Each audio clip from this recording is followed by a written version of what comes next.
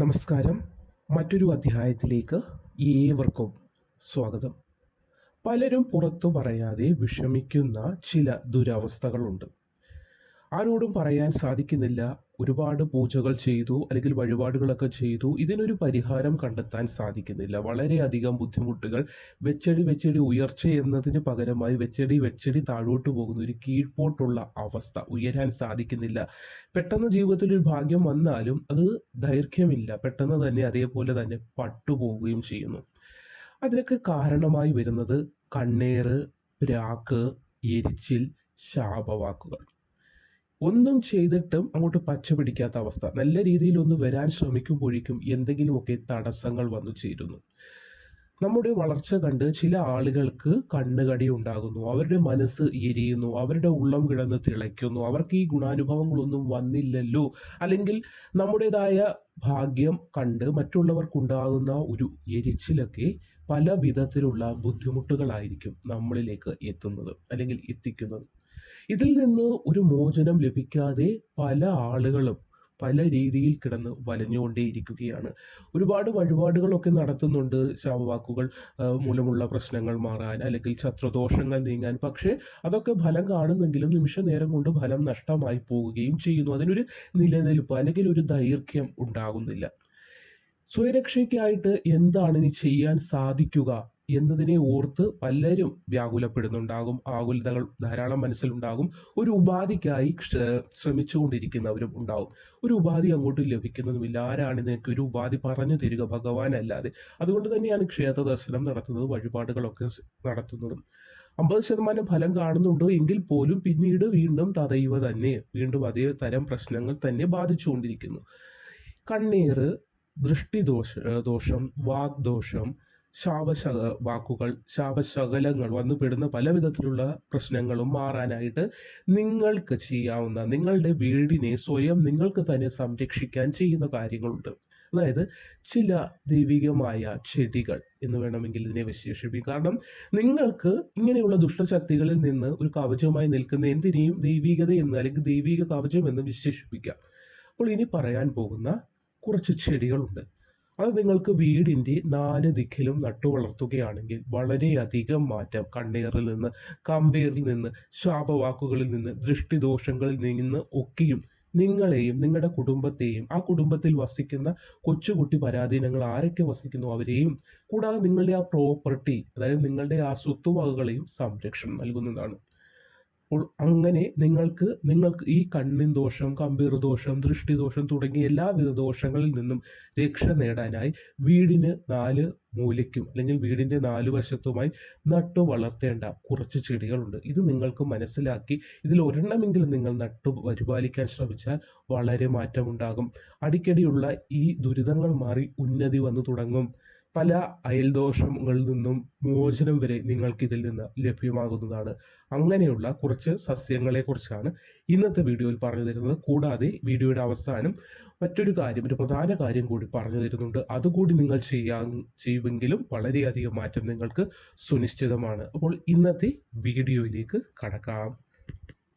കണ്ണേറ്, എരിച്ചിൽ, പ്രാക്കുദോഷം, നാവേറുദോഷം, ഗുണാനുഭവങ്ങൾ ധാരാളം വരുമ്പോഴുള്ള ദൃഷ്ടിദോഷം, ഇതിൽ നിന്നൊക്കെ മോചനം നേടാനായി വീടിൻ്റെ കിഴക്ക് ഭാഗത്ത് വളർത്താൻ സാധിക്കുന്ന ഒരു സസ്യമുണ്ട്. അതും തെക്ക് കിഴക്കായിട്ട് വളർത്താം, അല്ലെങ്കിൽ നേര് കിഴക്കായിട്ടും വളർത്താവുന്നതാണ്. ഇനി ആ സസ്യം പറഞ്ഞു തരാം. ഒരു മൂട് നീലക്കരിമ്പാണ്. ഇത് വീടിൻ്റെ അടുത്തോട്ട്, അതായത് വീടിനോട് ചേർന്നല്ല, ഒരു അതിര് ഭാഗത്തായിട്ട്, നേർക്കിഴക്കായിട്ട് വരാം. അതല്ല പറ്റുന്നില്ലെങ്കിൽ തെക്ക് കിഴക്കായിട്ടും നിങ്ങൾക്കിത് നടാവുന്നതാണ്. ഒരു നീല കരിമ്പ്. ഇത് നട്ടു വളർത്തുന്നത് കൊണ്ട് മറ്റൊരു ഗുണവും ലഭിക്കും. ഒരു ദോഷം മാറും. ഏതാണെന്ന് വെച്ചാൽ ആയില്യം നക്ഷത്രക്കാരിൽ നിന്ന് എന്തെങ്കിലും ബുദ്ധിമുട്ടുകൾ ഉണ്ടെന്ന് നിങ്ങൾക്ക് തോന്നുന്നുണ്ടെങ്കിൽ അതിൽ നിന്നൊരു മോചനവും ഈ നീലക്കരിമ്പ് നിങ്ങൾക്ക് നൽകുന്നതാണ്. ദൃഷ്ടിദോഷം, കണ്ണീർ ദോഷം, കമ്പീർ ദോഷം, നാവുദോഷം, ശാപദോഷം തുടങ്ങിയ എല്ലാവിധ ദോഷങ്ങളും മാറുന്നതിന് നീലക്കരിമ്പ് വീടിൻ്റെ കിഴക്ക് ഭാഗത്ത് നട്ടു വളർത്തുന്നത് ഏറ്റവും അധികം ഉത്തമമാണ്. ആരെവിടെ നിന്ന് പ്രാഗിയാലും അത് നിങ്ങളിലേക്ക് കേൾക്കാതിരുന്നാൽ പോരെ, അത് ഈ നീലക്കരിമ്പിൽ തട്ടി തെറിച്ച് അവരിലേക്ക് തന്നെ പോയിക്കൊള്ളും. അടുത്തതായി വീടിൻ്റെ തെക്ക് ഭാഗത്ത് ഒരു മൈലാഞ്ചി ചെടി നട്ടു വളർത്തുന്നത്. മൈലാഞ്ചി ദൈവിക സസ്യമാണ്, ദേവി വാസം ഉള്ളത് കൂടിയാണ്. അപ്പോൾ ഒരു മൈലാഞ്ചി ചെടി നട്ടു വളർത്തുന്നതും വളരെയധികം ഉത്തമമാണ് വീടിൻ്റെ തെക്കു ഭാഗത്ത്.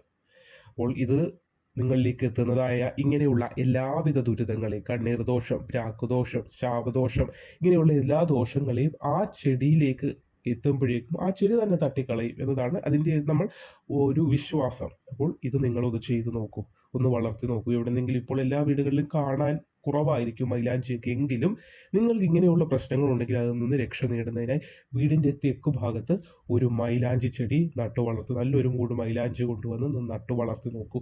വളരെ മാറ്റമുണ്ടാകും, ദൈവികതയുണ്ടാകും. കാരണം ദേവി വാസം കൂടി ഇതിലുള്ളതിനാൽ തന്നെ നെഗറ്റീവ് ഊർജത്തിനെ ഒക്കെയും നിങ്ങളിലേക്ക് എത്തുന്നതിനെ തട്ടി തെറിപ്പിക്കാൻ ഈ മൈലാഞ്ചിക്ക് തെക്കു ഭാഗത്ത് നട്ടു വളർത്തുന്നത് കൊണ്ട് സാധ്യമാകുന്നതാണ്. ഇനി പടിഞ്ഞാറ് ഭാഗത്ത് ഒരു മൂട് കള്ളിപ്പാല നട്ടു വളർത്തുകയാണെങ്കിൽ അത് വളരെ ഉത്തമമാണ്. നേർ പടിഞ്ഞാറ് പറ്റിയില്ലെങ്കിൽ തെക്ക് പടിഞ്ഞാറായിട്ടും നട്ടു വളർത്താവുന്നതാണ്. ദോഷമൊന്നുമില്ല.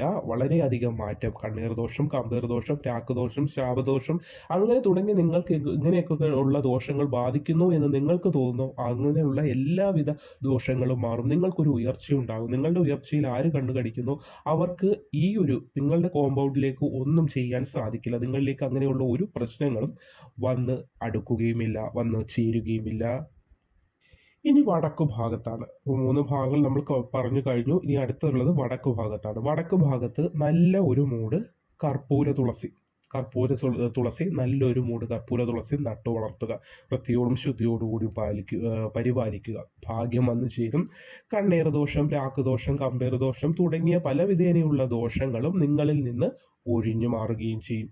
അപ്പോൾ വീടിൻ്റെ ഈ 4 നിങ്ങൾക്ക് നട്ടുപരിപാലിക്കാവുന്നതാണ്. എങ്കിലും 4 കിട്ടാത്ത പക്ഷം ഏതെങ്കിലും ഒരെണ്ണമെങ്കിലും ഇങ്ങേറ്റം ഈ കർപ്പൂര തുളസിയെങ്കിലും നിങ്ങളൊന്ന് ഇവിടെ നിന്നെങ്കിലും ശേഖരിച്ച് നട്ടു വളർത്താനായി ശ്രമിക്കേണ്ടതാണ്. 4 4 മൂലയ്ക്ക് നട്ടു വളർത്താമെങ്കിൽ നിങ്ങൾ സേഫ് ആയി കഴിഞ്ഞ്. ഇനി അതല്ല ഏതെങ്കിലും ഒന്ന് മാത്രമേ കിട്ടുന്നുള്ളൂ എങ്ങനെയായെന്ന് ചോദിച്ചാൽ അത് നട്ടു വളർത്തു. ബാക്കിയുള്ളത് എപ്പോഴെങ്കിലും നമുക്ക് ഭാഗ്യം കടാക്ഷിക്കുമ്പോഴേക്കും ഭഗവാൻ തന്നെ നമ്മൾക്കൊരു വഴി തെളിയിച്ച് നമ്മളിലേക്ക് ഈ വസ്തുക്കളൊക്കെ എത്തിക്കും.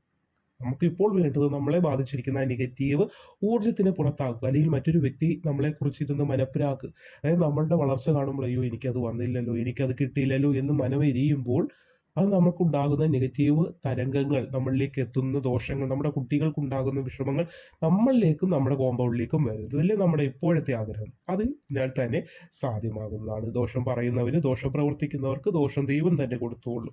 അപ്പോൾ പ്രാർത്ഥിക്കുക, ഇത് നട്ടു വളർത്തുക. ഇനി കൂടാതെ ഒരു കാര്യം കൂടി നിങ്ങൾക്കായി പറഞ്ഞു തരാം. ഈ സസ്യങ്ങളൊന്നും കിട്ടുന്നില്ല നട്ടു വളർത്താൻ. അങ്ങനെയാണെങ്കിൽ അതല്ല, ഇതെല്ലാം കിട്ടുന്നുണ്ട്, എന്നാൽ അതോടൊപ്പം ചെയ്യാൻ കഴിയുന്ന ഒരു കാര്യം കൂടി പറഞ്ഞുതരാം.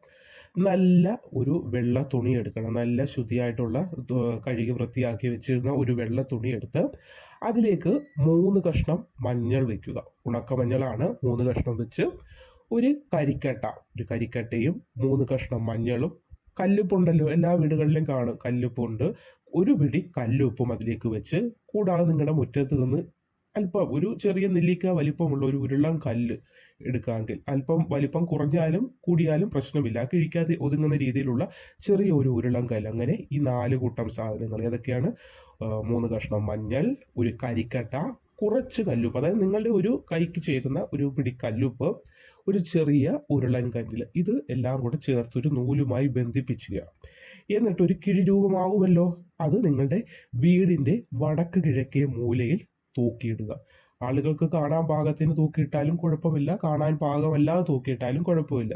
കാണാൻ പാകത്തിനാണെങ്കിൽ അല്പം ദൃഷ്ടിദോഷങ്ങളെ വരുന്നതിന് ഇതങ്ങനെ അങ്ങ് തടസ്സപ്പെടുത്തി കളയും. അതുകൂടാതെ അല്ലാത്ത രീതിയിലാണെങ്കിലും വടക്ക് കിഴക്കേ മൂലയിൽ വേണം ഇത് കെട്ടി തൂക്കിയിടാനായി. അങ്ങനെ ചെയ്താലും വളരെയധികം മാറ്റമുണ്ടാകും. എല്ലാ ദോഷങ്ങളും മാറും. നിങ്ങളിത് ആളുകൾ കാണാൻ പറ്റുന്ന രീതിയിൽ തന്നെ കെട്ടിയിട്ടുള്ളൂ. ആര് ചോദിച്ചാലും അതെന്തെങ്കിലും ചെയ്തേക്കുക എന്ന വിശദീകരണം ഒന്നും പറയാൻ നിൽക്കേണ്ട. അത് ആരാണ്, നമ്മളെന്തെങ്കിലും ചെയ്തേക്കുക, അല്ലെങ്കിൽ വീട്ടിലുള്ള ചേട്ടൻ ഇതെന്തുകൊണ്ട് ചെയ്തത്, അല്ലെങ്കിൽ നമ്മൾ ചില ആളുകളുണ്ട്, എന്താ നിങ്ങൾ എന്ത് കെട്ടിയിട്ടേക്കുന്നത്, ഞങ്ങൾക്ക് കൂടെ പറഞ്ഞതായെന്ന് പറയുമ്പോൾ അയ്യോ അത് എൻ്റെ മോനാന്ന് തോന്നുന്നു, അല്ലെങ്കിൽ മോളാണ്, അവരാരാണ്ട് ഏതാണ്ട് കൊണ്ടുവന്ന് കെട്ടിയിട്ടേക്കുക എന്ന് പറഞ്ഞാൽ മതി. അല്ലാതെ വിശദീകരണം ഒന്നും ആർക്കും കൊടുക്കാൻ നിൽക്കുക. നമ്മളുടെ ആ ഒരു പോസിറ്റീവ് എനർജി ചിലപ്പോൾ നഷ്ടമാകുന്നതിന് കാരണമാകും. അവർ വേറെ ഏതെങ്കിലും മാർഗ്ഗങ്ങളിലൂടെ അത് അറിഞ്ഞോളും, കണ്ടോളും, കേട്ടോളും. നിങ്ങളിപ്പോൾ നിങ്ങൾ സേഫായിരിക്കാൻ നോക്കുക. നമ്മൾ വാക്കുകൊണ്ടോ പ്രവൃത്തി കൊണ്ടോ ആരെയും വേദനിപ്പിക്കുന്നില്ല. അപ്പോൾ മറ്റൊരാളിൽ നിന്നുണ്ടാകുന്ന വേദനകൾ ഏതെങ്കിലും നമ്മൾക്ക് നിന്നൊരു പ്രൊട്ടക്ഷൻ നമ്മൾ തന്നെ ഉണ്ടാക്കിയെടുക്കണ്ടായോ? അപ്പോൾ ഈ ഒരു കാര്യം കൂടി ഒന്ന് ചെയ്ത് നോക്കൂ. അയൽക്കാരിൽ നിന്നുണ്ടാകുന്ന കണ്ണീർ ദോഷം, ഗംഭീര ദോഷം, നമ്മുടെ വളർച്ച കണ്ടുകൊണ്ട് അവർക്കുണ്ടാകുന്ന മനമെരിച്ചിൽ എനിക്ക് സാധിക്കുന്നില്ല, അല്ലെങ്കിൽ അവരുടെ ഭർത്താവിന് ആ ഉയർച്ചയുണ്ടാകുന്നു, കുട്ടികൾ പഠിച്ചു പഠിച്ച് വലിയ നിലകളിലേക്ക് പോകുന്നു എന്നിങ്ങനെയുള്ള കാര്യങ്ങളെ ഓർത്ത് മറ്റൊരു വ്യക്തി ദുഷിപ്പ് പറയുകയോ പ്രവർത്തിക്കുകയോ ചെയ്താൽ അത് നിങ്ങളിലേക്ക് എത്താതിരിക്കുക. അങ്ങനെയല്ലേ നമ്മൾ ചെയ്യേണ്ടത്? പ്രാർത്ഥിക്കുക. കൂടാതെ ഒരു പ്രൊട്ടക്ഷന് വേണ്ടി പല കാര്യങ്ങൾ നമുക്ക് ചെയ്യാൻ സാധിക്കുന്നതിൽ കുറച്ച് കാര്യങ്ങളാണ് ഇന്നത്തെ അധ്യായത്തിൽ നിങ്ങൾക്ക് പറഞ്ഞു തന്നത്. അപ്പോൾ നിങ്ങളതൊന്ന് ചെയ്തു നോക്കൂ. അപ്പോൾ ഇതിൻ്റെ ഫലങ്ങൾ ഒക്കെ കമൻറ്റ് ബോക്സിൽ അറിയിക്കുക. കൂടാതെ ഇത് നിങ്ങൾ ആരെങ്കിലും വീട്ടിൽ ചെയ്തിട്ടുണ്ടെങ്കിൽ അതുകൂടി ഒന്ന് കമൻറ്റ് ബോക്സിലൊക്കെ രേഖപ്പെടുത്തുക. അപ്പോൾ ഒരുപാട് മാറ്റം നിങ്ങൾക്ക് ഇതിൽ നിന്നുണ്ടാവും. പിന്നെ ഇതൊക്കെ ചെയ്താലും പ്രാർത്ഥന, വഴിപാട്, നേർച്ച കാഴ്ചകൾ, സത്യസന്ധമായ ജീവിതചര്യകൾ, ഇതൊന്നും നമ്മൾ ആരും തന്നെ മറക്കുകയും ചെയ്യരുത്, മുടക്കുകയും ചെയ്യരുത്. ശുഭമായിരിക്കട്ടെ. നന്ദി.